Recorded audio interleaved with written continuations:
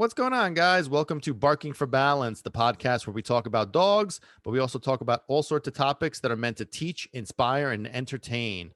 My name is Pat the Packman, and I'm a dog behavior and rehabilitation specialist. My company, Packman to the Rescue Canine Solutions and Coaching, what we do is we specialize in training people, not dogs.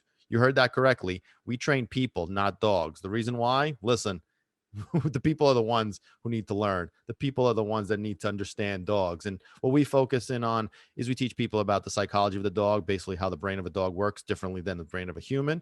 We teach people how to communicate dog language. We teach them how to establish structure, rituals, processes, procedures when it comes to bathroom breaks, feeding, walking, playing, basically everything. We teach them about dogs. We teach people about dog instincts. We teach them what dogs want, what they need, what they require, basically everything that's different between a dog and a human that most dog training concepts apply is why most dogs go down the wrong path and are misbehaved and psychologically unstable is because we're applying a man-made system. We're applying human psychology on a dog, and we're applying human communication on a dog. And guess what? That's not their thing. They're not human. They're dogs. So we have to understand their brain, their way of communicating. And it's not the treats. It's not the words. It's not the commands. It's not that kind of stuff. So if you'd like to know more about how to communicate properly with your dog, how to understand your dog, how to understand what your dog's needs are, let us know. Hit us up. Send us some messages at Packman to the Rescue, Canine Solutions and Coaching. I am Pat the Packman. You can let me know, and I'll be more than happy to share some of that stuff with you. And today is a bit of a weird day. It's a bit of a sad day. I had a few clients that not human clients, dog clients that passed away this week. So it was a little overwhelming. And on one of our previous podcasts, we talk about Peanut, my first dog, who passed away some time ago. And obviously, the topic of death is definitely not a pleasant one, but it's been on the agenda for a while, and unfortunately, it's not a topic that anybody likes to discuss, but I'm gonna put a positive spin on it, somehow, and we'll have a little bit of like funny time. I know what the hell's that mean? Death and funny? Listen, I'll do my best to make it that way. And for those of you guys who are joining us for the first time, io parlo siciliano ogni tanto. That's right, I speak Sicilian. I am Sicilian. So I lived in Sicily for 7 years, from the age of 10 to 17. My parents are off the boat. E parlo siciliano bellissimo. So I love Sicilian, so I'll speak that every once in a while. And I'm going to tie it in with some Sicilian, at least old school Sicilian culture when it came to, to death and how old school Sicilians did funerals and stuff like that. So it'll, put a little twist on the whole topic. But at least it'll, listen, I'm doing this a little bit more for myself. I feel like I need a little therapy, a little release from this week. It's a little touchy subject, but we got to talk about it. It's part of life. So get being in nipigamo. So whatever happens is, it's part of life. We got to deal with it. I'm also going to tell you about a topic relating to dogs that I think is very, very important. There's a big myth behind this, and it's a myth that really aggravates the crap out of me. That myth is basically that two female dogs or multiple female dogs cannot coexist in the same household. More bullshit. Sunofisseria. It's all bullshit. It's all lies. It's not true. And I'm going to tell you a little bit about what that's all about female dogs, multiple female dogs. Yes, if they can coexist. For those people that say it's not true, you're about to learn the truth of what's required to have two females or multiple females. We'll just stick with two female dogs to live in the same household peacefully, happily, with no issues whatsoever. So I'm going to give you the lowdown. The truth is here on Barking for Balance. That's right, ladies and gentlemen. Here it comes. So before we kick this off, I just want to remind you guys, for everybody that's watching this gorgeous face of mine here on YouTube. Yeah, I'm also very humble, in case you guys have not picked up on that. Humble, blunt, parlo siciliano. So there's a lot of stuff. If you guys have joined for the first time, we're going to have fun. This podcast is a lot of fun. So we're going to learn, we're going to have fun, we're going to be inspired, and our dogs are going to benefit from all that stuff. So so before we get started, For those of you guys that are able to and can see this pretty face of mine on YouTube, I want to make sure that when you're done watching the podcast, hit that like button, and also when you're done as well, make sure you slap upon the subscribe button. I don't want you to miss out on the podcast. You know, the podcasts come out every Thursday. The clips to the podcast come out Mondays and Wednesdays on our social media platforms, which I want you to go over there and make sure that you follow us on social media, Instagram and Facebook. Links are in the description down below. Make sure that you follow us there for all the stuff that we do not post on YouTube. And on YouTube, we're going to be posting a lot of instructional videos as well, a lot of cool stuff. So this way you'll be up to date and you'll get some good knowledge and some good information along with following the podcast, you know, Barking for Balance. You could also listen to that on all major podcasting platforms. Links for those also in the description below. So yeah, so let's move it on into this topic because you know, I might get a little emotional about it, but yeah, so this week was a little rough. You know, I had a few clients, dogs that passed away. Yes, I do call my clients human and dogs. They're both clients technically. So um, you know, it was a little weird. You know, three dogs in particular passed away. Two of them were, you know, on the older side, you know, natural causes, I guess. They had some illnesses, whatnot. One was a little younger, but still, you know, got sick. It's, you know, it's a fact of life. And um, you know, the only time that I've experienced a pet passing away was when my first dog, Peanut, passed away in 2013. And, you know, if you guys haven't seen that episode, it's very emotional. I cry quite a bit. Gancho como un puddicino. Gancho que- Yeah, I get a little emotional about it. And I got made fun of for that because I got a little teary eyed. But hey, io gancio, io gancio. Va in. Yeah.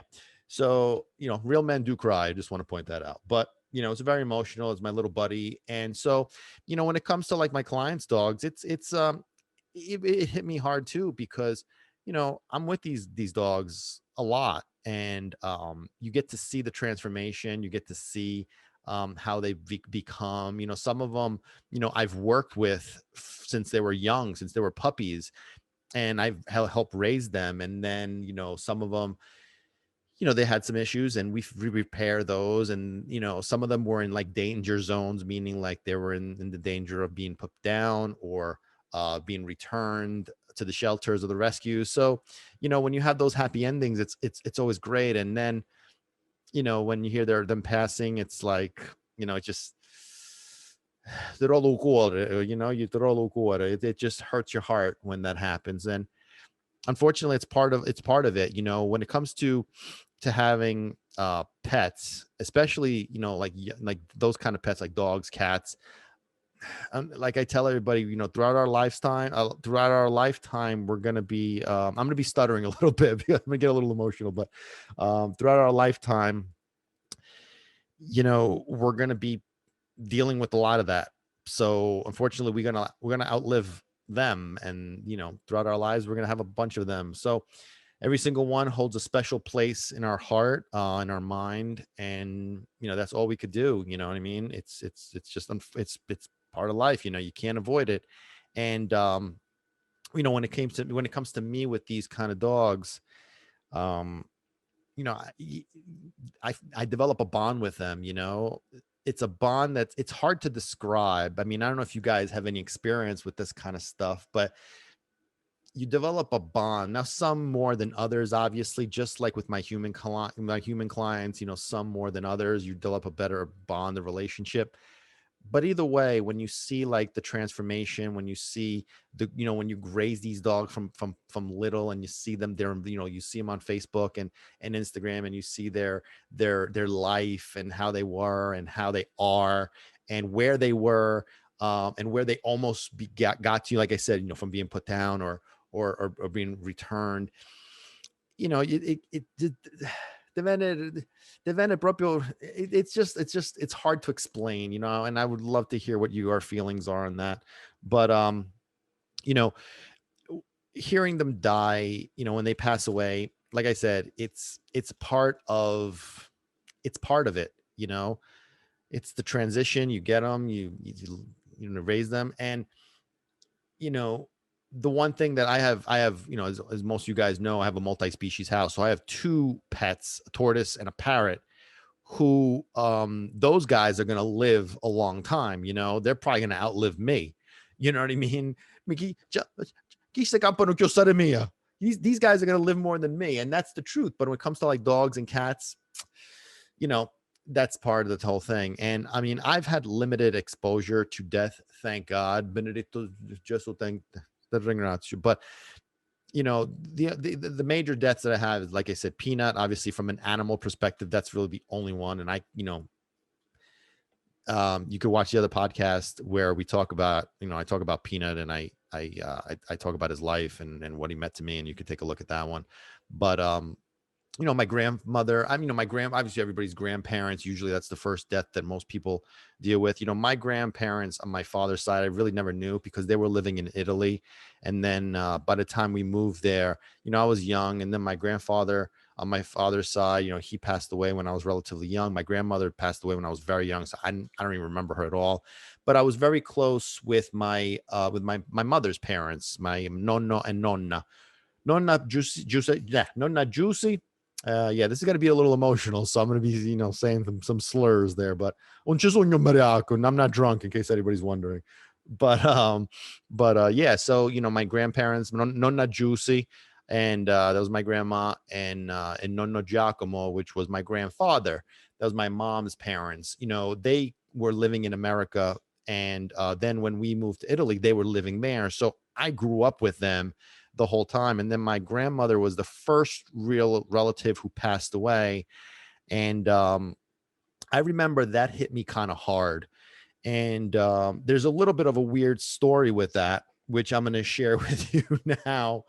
Um, it's a little bit of a weird story because, and I don't know if this is true or not. I'm not exactly sure, but you know, back then I used to hold my emotions inside, I guess, you know, and I really wasn't crying.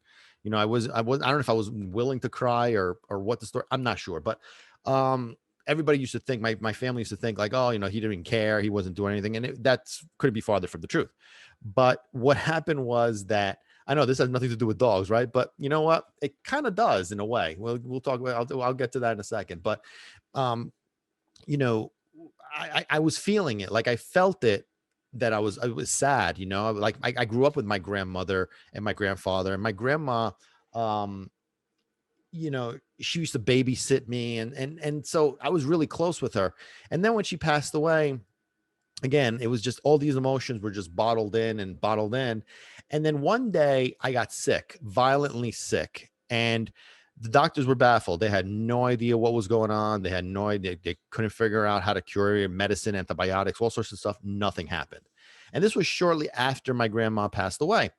So what happened was that my aunt, who Azzadora, that was my mom's aunt. She was the wife of her father's brother. And it was long, you know, stuff, but she was basically the aunt, my mom's aunt, and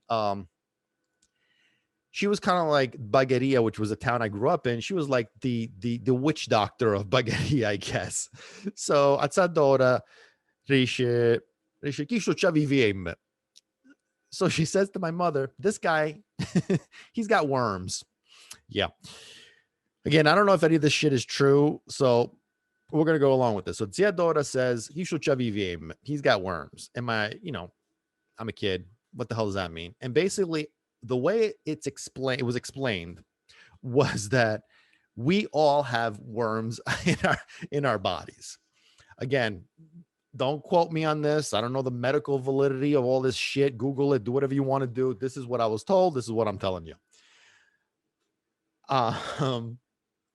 We have worms in our body, and during traumatic experiences that I guess are traumatizing or whatever the case may be, these worms kind of like lump together and become one solid mass in our stomachs and cause all sorts of ailments.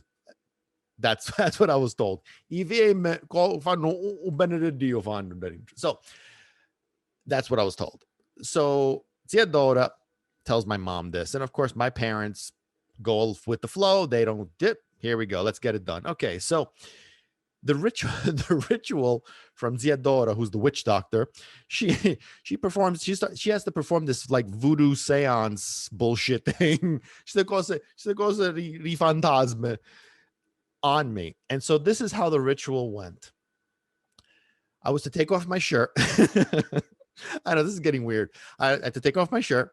I laid in the bed in the dark room. She had like a candle, right? And it was very weird. She had a candle. I was laying on the bed with no shirt, and she had a little bowl, chino re olio d'oliva e aglio, which means it was a little bowl filled with olive oil and garlic. Okay. Yeah. Keep following along. This is interesting. Yeah. So you're going to learn some good stuff about this. So this is a great podcast. We haven't even talked about dogs yet. We're going to get into dogs, but just hold tight. So yeah. So little bowl with olive oil and garlic. And here I am, this young kid, and I'm thinking to myself, I'm like, what is this lady gonna do? She's gonna cook me now. So she's like marinating me. And basically what she did was she would dip her thumbs in the olive oil, and she's massaging my stomach with her thumbs, making the sign of the cross. So she's making crosses with her thumbs on my stomach. And as she's doing this, and me's like, at least I think that's what she was doing. I think it sounded like she was praying. It's like she's saying prayers, or she was just saying some kind of voodoo magic spells or some shit. I have no idea, but this is what it sounded like. It's like she was playing video games with my stomach. She's like doing with her thumbs like this, and she's doing all these codes and shit, and she's doing all this stuff. And this is the process. She would dip her thumbs and do the whole process and move her thumbs around, making the cross and saying these magical Harry Potter spells and make it because of wood. So yeah. And that was the process. And you can imagine me thinking like, man, what the hell's going on here? That was that. But are you ready for this? Hold on to your shorts here. This is an interesting fact. 2 days later, the doctors were baffled, antibiotics, medicine, blah, blah, blah. 2 days later, I was cured. I swear to God. I swear to God, I'm not lying.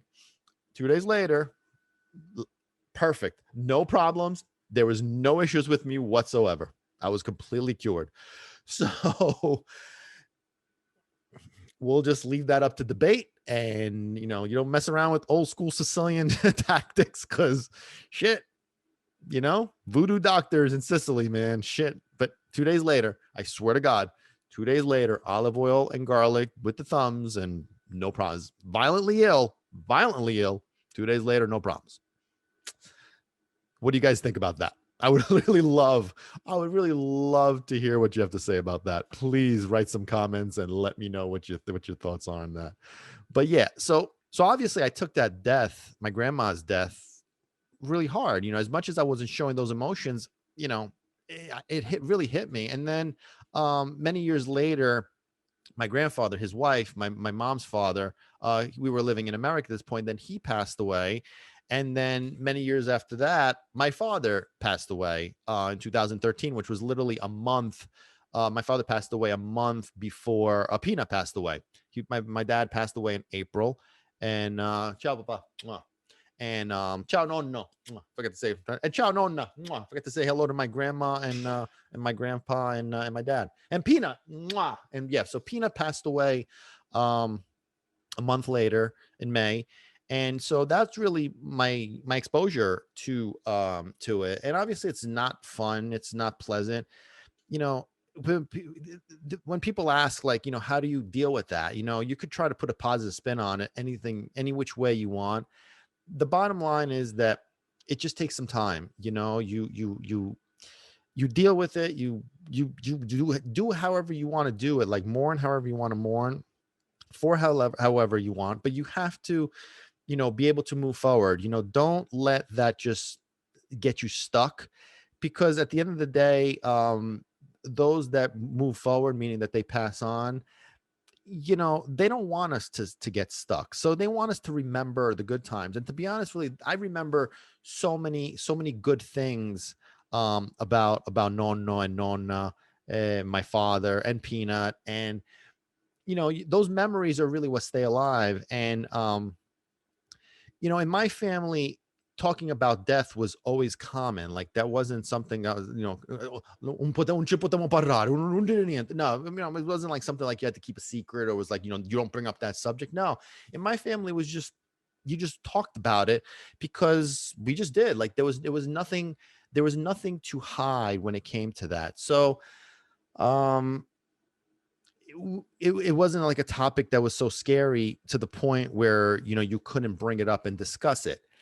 And I appreciate that because it allowed me personally to be able to deal with it and to cope with it. So, when you talk about it with your own family, in your when I talked about it within my family, it becomes something that's yes, it's part of life, but it's also, it helps to remember the good times, the good part of those people. So like my mom, for example, um she'll tell me stories about stuff. And, like a lot of times when we're dealing with like older people, you know, we kind of like don't have the patience, and I'm included. I'm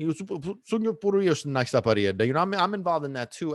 In the past, I realized this, and I am definitely remembering this every single day because a lot of older people, they tell us stories about people that had passed away, and you're thinking, mamma che mentarissa. It's therapeutic, when like my mom tells me stories about some people, like my father, she tells stories about her grandmother. I'm sorry, about her mother.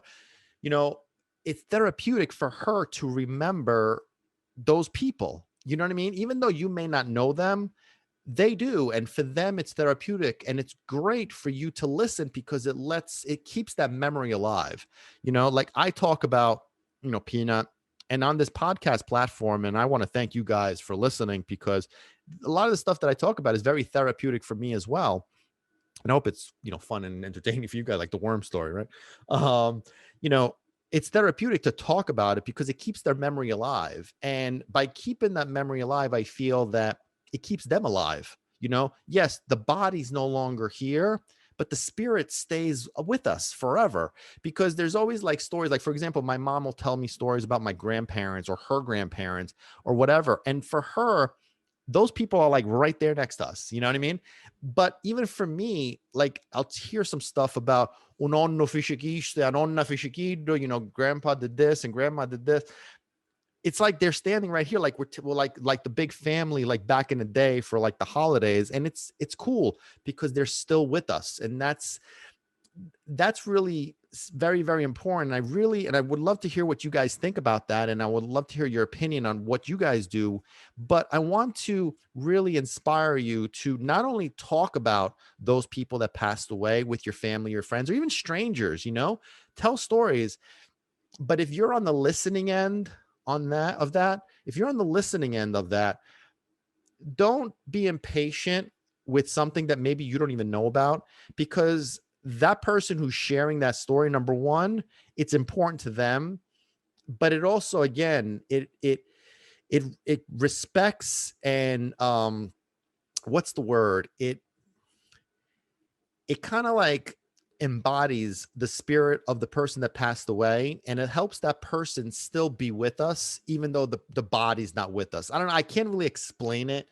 I have the thoughts in my mind, but I really can't put it into practice. But just listen to them. Just shut up. Just let them talk about these people. And even if you're thinking in your head, you're thinking, my it doesn't matter. Like my mom, she'll tell me stories, and she'll just bring up like some random, people. I mean, I'm sure that I've heard the names, like some people from Italy that she talks, her friends or whatever. And I remember the names. Maybe I even met them. Some people I have no idea. But like she'll tell me, oh, Osako Murillo. Who died? Who? Oh, un figlio, un nipote da zia, the son of the daughter of the cousin of so and so. Okay, I know so and so, but I don't know these other, I don't know this person from like this whole, but she'll tell me this stuff. And that's really what a lot of Sicilian people do, that they'll tell you stuff that has no relevance to you. It has no, you don't even know what the hell they're talking about, but they'll tell you anyway. And again, that's just why we have my mom just sharing and letting herself kind of like, I guess, be involved, but in her way. That's a Sicilian thing, so I'm not sure how that works, but I just, oh go, and I sometimes I joke, "Ma chi so- io che saccio?" But obviously she knows these people, so I don't know if she's doing it because of the person, or like she actually knew the person that passed away, or maybe she knew like the person that she knew, and then like the cousin's sister's daughter or whatever, if she knew them too. I don't know, but I feel like she feels the emotional attachment to that person. So obviously this is a relative of theirs or a friend of theirs. So there's a little emotion there. So she kind of like, relates to that emotion, I guess. So she'll share with me, and I've gotten really, really much a lot better at listening to just these stories, even though I have no, I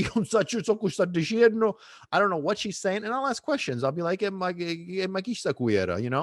then she'll start telling me stories about this person, that this one did this, and this one lived over here, and this one got married to this one and has these kids. And again, I have no clue who the hell she's talking about, but I go along with it, and it makes her feel good. She'll start telling me stories about obviously people that I know, and she'll go into like these tangents, because that again, that's a Sicilian trait. He says, that's what Sicilians do. They're like over the place. So she'll start with like this kind of story, and oh, Saco Murillo, and I'm like, oh, okay, who Murillo? Who died? Oh, and I have no clue. Who is that person? Oh, non ci penso. Don't you remember this one? He used to live over here, and he got married to that one. E poi a figlie, and this one did over here. Oh, sometimes I have no idea what she's talking about, but I go, oh, yeah, you chocolate. So, see. I just say, yeah. Oh, and then she'll say some stories about this whole thing. I have no clue what she's talking about, but it makes her feel good. It keeps the memory of those people alive. And I tend to do that too. I tend to do that as well, because it helps me remember and acknowledge those people as they're still around us. They're still like in here, and they're still in here. And that's really all that counts at the end of the day, because the physical realm is temporary, guys. I mean, we're here today, gone tomorrow, kind of thing. And any day could be, I hate to be gruesome at this point, but it's the truth, especially in this day and age. Here today, gone tomorrow. So the more we keep those memories alive, those feelings alive, it keeps them real. Like I always tell people when it comes to their dogs, yes, we're going to talk about dogs now. Oh my God, como padre di cane. That's what my mother always tells me. She doesn't want to listen to the podcast. She goes, my mother doesn't really care about dogs. She's actually afraid of dogs. So she'll tell me that. I'm like, Mom, but I don't talk only about dogs. I talk about all sorts of other stuff. So anyway, so yeah, so we're going to talk about dogs really quick, and then we're going to talk about a different subject about dogs. But that's what I tell my clients all the time when it comes to dogs, is that, they don't know why you're afraid. So for example, like they know the way you feel in a certain situation. So if you are like walking down the street and you have a dog that's coming towards you, and you get tightened up on that leash, they don't know that the reason why you're getting tightened up on that leash and becoming fearful and tense and nervous. They just know that this dog coming towards you is making you feel that way. But the reality is that a lot of times our own brain gets in the way. So we start imagining a bunch of stuff that's happening. L'immaginazione food. Imagination is crazy. So we start imagining a bunch of stuff happening. Oh, this dog's going to attack my dog, and my dog's going to bite him. And we're seeing all this stuff. So now what happens is that we start to become tense, nervous, and fearful, and our dog is picking up on it. But really what's happening is not real. It's not happening. It's in our heads, right? It's like those movies where you see shit going on, but then all of a sudden it goes back to the reality, and it's like, whoa, what do you mean? I just thought this guy just got killed, and now he's alive. That kind of stuff. So but what's real though is the emotions, the way we feel based on those thoughts, based on those pictures in our brains. The emotions are real, and that's what the dog is feeding off of. That's what the dog is realizing and basing his behavior, his feelings, and his actions off of your emotions. But again, your emotions are based on bullshit. Does that make sense? What do you guys think? Does that all make sense? So, in a way, when it comes to our emotions of keeping these people in our minds as we play the movie of them going through whatever it is and remembering those, our emotions about those thoughts are real. You know what I mean? So it almost makes those people still with us. You know? I don't know. That's just the way I think about it. It's the way I feel about it. Um, a gruesome topic like death in a week like this, where I've had these kind of situations, it just makes me reflect a little bit more on certain things, and that's one of the things that it made me think about. And as I was saying this whole thing about Sicily and death, I actually remember, this is another kind of weird topic, but it reminded me of how wakes were conducted in Sicily. Yeah, no, we're gonna get into this dog's topic in a second, but this just popped in my mind, so I just have to share it. Um, the way wakes were conducted, there was no funeral homes in Sicily, at least back in the day. I'm not sure how things are done now, but back in the day when I was there, there was no wakes, there was no funeral home. I'm sorry, there was no funeral homes. So in order to pay your respects to the deceased, what you did was, I'm laughing because it's kind of funny, but like how you go to like a funeral home and there's like the coffin, and the deceased person is in the coffin. You walk up to the coffin and you pay your respects and whatever, and then you go sit and the whole bit. Well, this whole ritual was conducted inside the deceased person's home. So, I mean, I don't feel that it's disgusting or gruesome or vulgar or whatever. You guys tell me what you think, but listen, I don't really feel that way. I don't really think that that's the case. It was just the process that was done. So here's the deceased person laying in their bed, um, all done up with the makeup and whatever the funerary processes were, however it was done, and they're laying on their bed as if they're sleeping on their bed, and people would come in, fanno preghiera, a croce, they pray, they do the cross, they, with basically the same, the same setup that you would do at a funeral home. And then you sit around afterwards around the bed. The people would be in another room, obviously, or whatever whatever the case may be there. And that was how funerals, or wakes, I'm sorry, wakes were conducted before the funerals. And the funerals were done pretty much the same way, but as here. But I just remember that as I was talking about, I was like, because I've had a few, relatives, distant relatives that passed away. And then obviously my grandmother, that was that was exactly how it was set up. It was in people's homes on their beds, and people would come to their home, and the whole thing. So, when I tell like people here, like I tell my friends, something like the lovely stories, like, oh my God, a deceased person, he's so the guy's dead and he's still in the home and he's in the bed, and then somebody goes to sleep, and whatever. I don't know. Listen, it is what it is. That's just how it is. You know what I'm saying? So old school. I don't know if they changed it now, but listen, that's how it was. So, you know, anyway, so what is this bullshit about two female dogs that can't coexist in the same household? Two female dogs that can't live in the same household. I'm sure you've heard it. What do you guys think about that? I'm sure people have told you this or have heard about this or whatever the case may be there. You can't have two female dogs. Okay. How do I put this bluntly? It's bullshit. Sono fesseria. It's bullshit.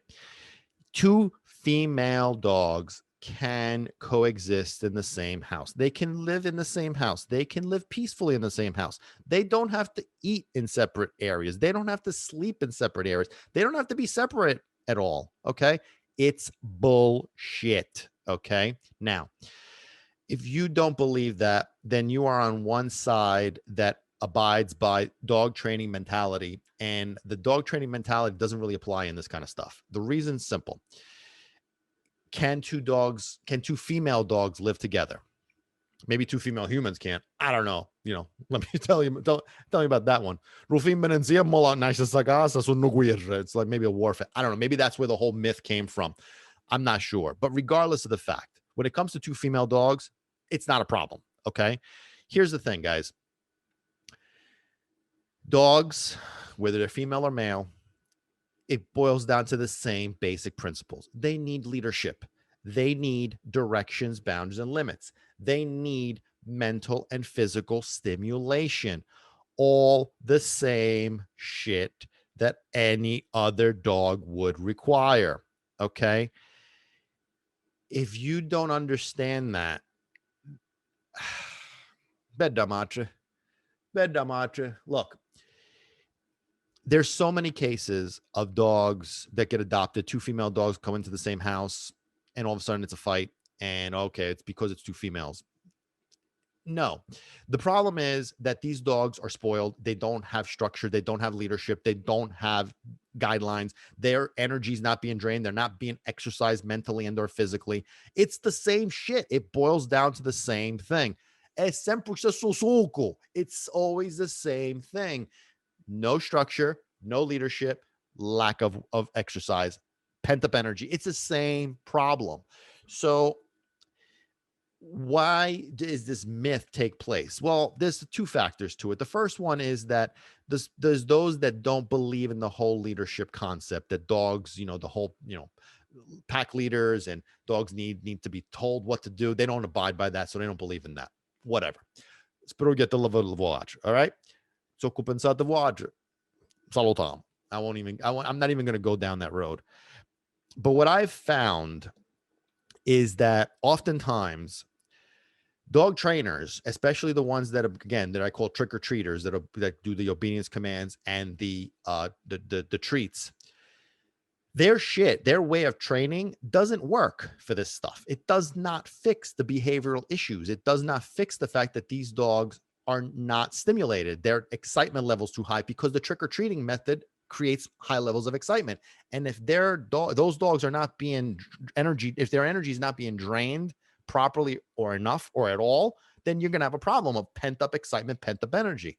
The other factor is that if you don't believe in establishing directions, boundaries, and limits, these dogs kind of like take over and do their own thing. And now there's a battle for position of the alpha female role. Yes, it is true on that note.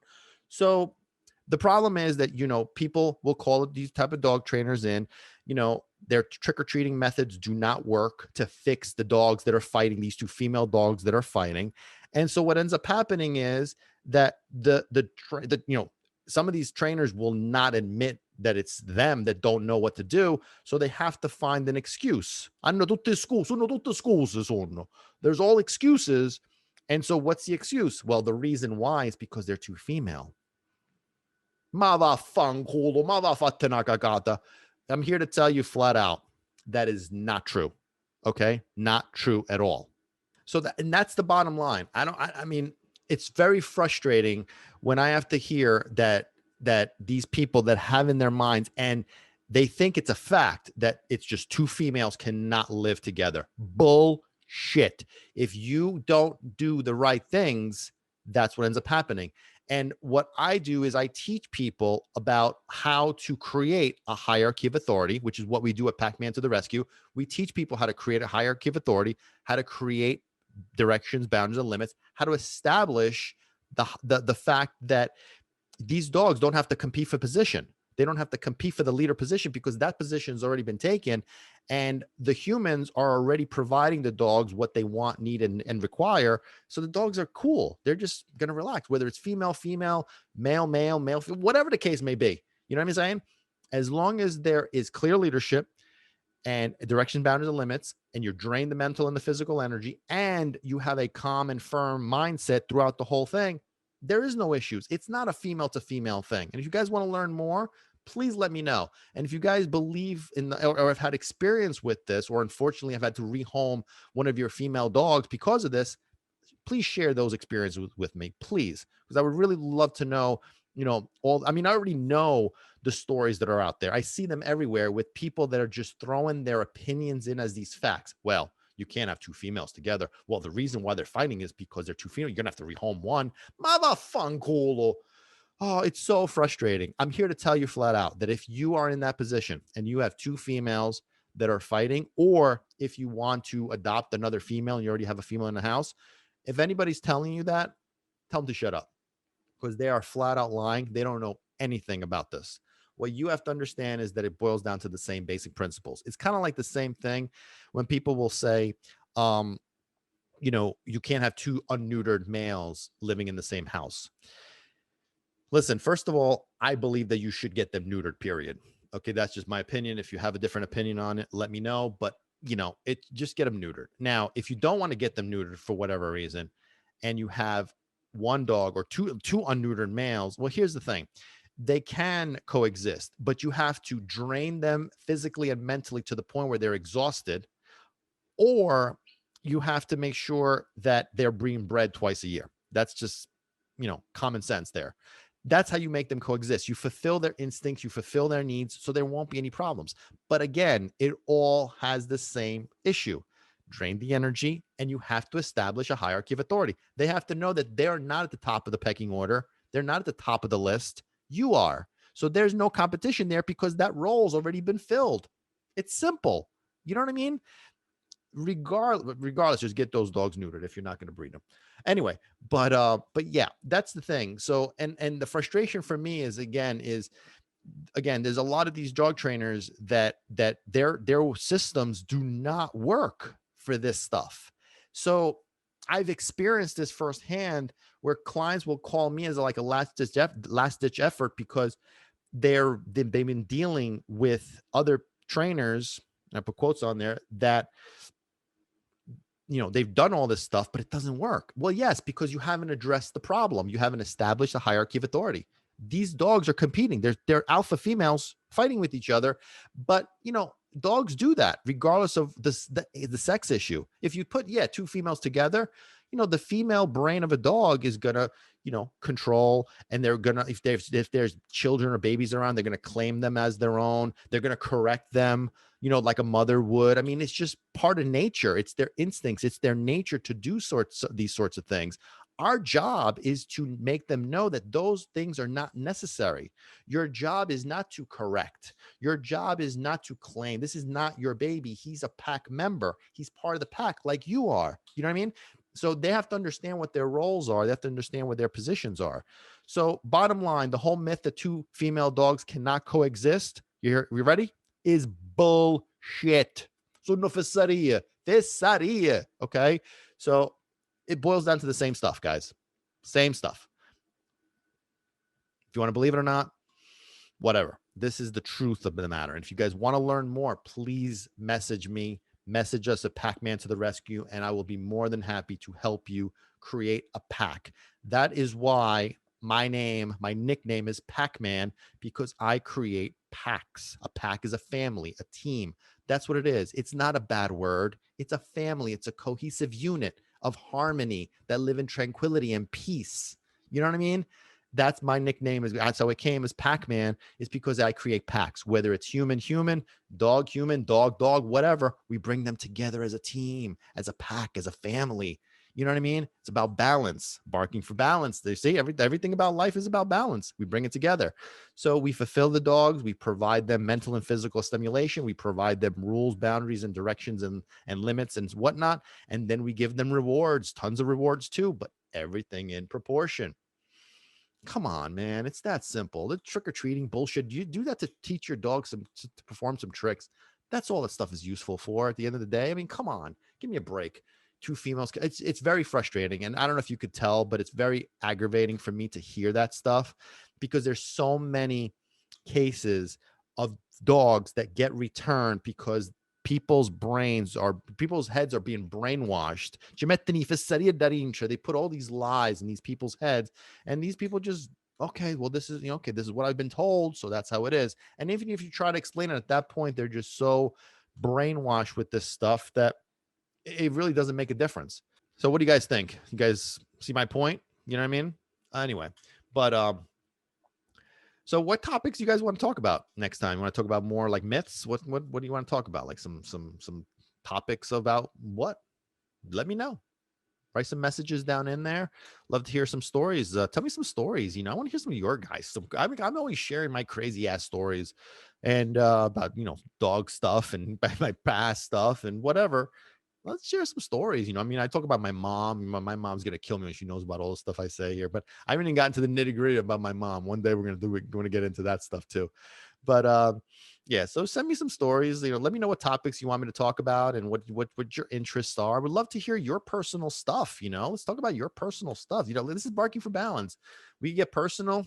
I get personal. It's not just the one man show. So I want to talk about you guys too. Let's talk about that. So it's not just about dogs. It's about life is great. It's all about balance, and we gotta continue to grow and improve and get better, and life is good, and when you balance everything out together, um life is great, and our dogs help us with that, because listen, dogs live in the moment.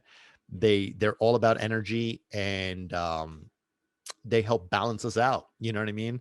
If we're in a bad mood, they're in a good mood. It kind of like brings us together, but we have to make sure that we allow them to balance us out, and we just don't overwhelm them, which is unfortunately most of the time what ends up happening.